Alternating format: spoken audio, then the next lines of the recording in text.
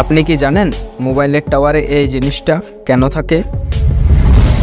আপনি কি বলতে পারবেন যে কোন দেশে ডাস্টবিন নেই?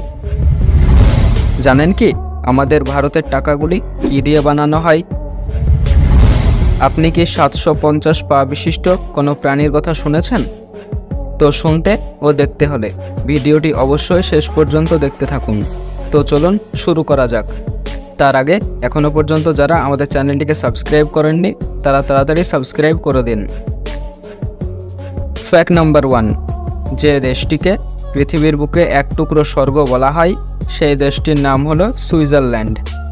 দেশটি প্রকৃতি রহস্যের বিশাল এক ভাণ্ডার, কখনো রূপে আবার কখনো খেয়ালি আচরণে মুগ্ধতা ছড়ায়। সুইজারল্যান্ডে রয়েছে 7000টি স্বচ্ছ পানির হ্রদ।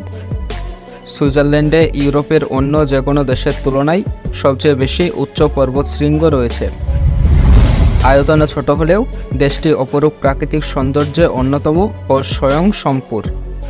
সুইজারল্যান্ডের আয়তনের 70% ঘিরে রয়েছে আল্পস পর্বতমালা। সুইজারল্যান্ডের সবচেয়ে উঁচু পর্বতের নাম মন্টি রোজা।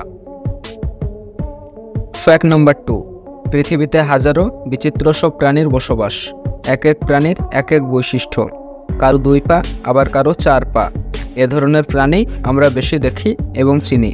তবে 750 পা বিশিষ্ট কোনো প্রাণীর কথা কি শুনেছেন?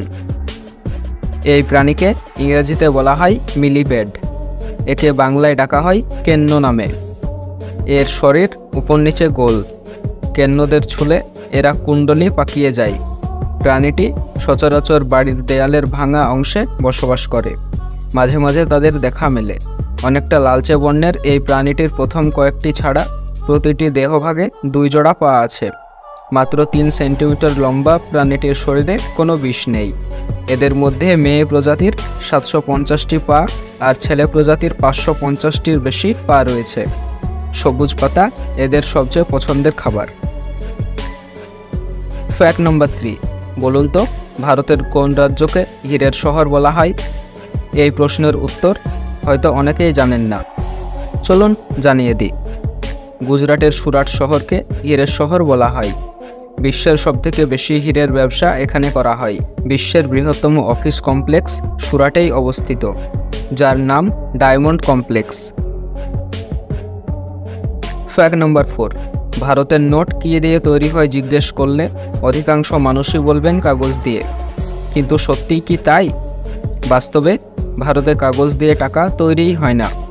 বর্তমানে ভারতে 10, 20, 50, 100, 200 এবং 500 টাকার নোট বৈধ, কিন্তু এর মধ্যে কোনো অঙ্কের নোটই কাগজ দিয়ে তৈরি হয় না। নিয়মিত ব্যবহারের ফলে নোট ছিঁড়ে যায় বা নোংরা হয়ে যায়, তাই অনেক সময় মনে হয় টাকা কাগজের তৈরি।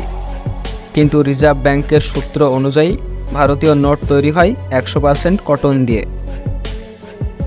ফ্যাক্ট নাম্বার 5, আপনি জেনে অবাক হবেন যে জাপানের রাস্তায় কোনো ডাস্টবিন থাকে না। এমনকি দেশটির কোথাও অন্যান্য দেশের মতো বর্জ্যের ভাগাড় পর্যন্ত নেই, কারণ জাপানিরা সবসময় বর্জ্য রিসাইকেল করে ফেলে। যেগুলো রিসাইকেল করা সম্ভব হয় না সেগুলো খুব সুশৃঙ্খল একটি পদ্ধতির মধ্য দিয়ে ধ্বংস করে ফেলা হয়। ধূমপায়ীরা ব্যাগে করে ছাইদান নিয়ে ঘোরেন। জাপানের রাস্তায় যে সিগারেটের ছাই ফেলা পর্যন্ত নিষিদ্ধ।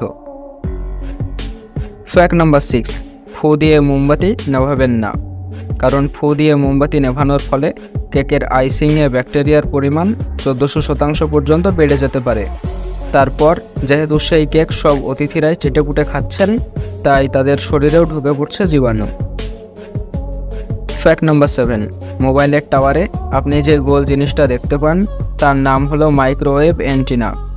এই অ্যান্টিনার সাহায্যে সিগন্যাল রিসিভ, ট্রান্সমিশন এর কাজ করা হয় এবং মোবাইলে কথা বলার সময় কথা কিংবা ইন্টারনেট ব্যবহার, ভিডিও কল যাই বলুন না কেন তা করার সময় মোবাইল ফোন সেগুলোকে ইলেকট্রোম্যাগনেটিক ওয়েভে রূপান্তরিত করে।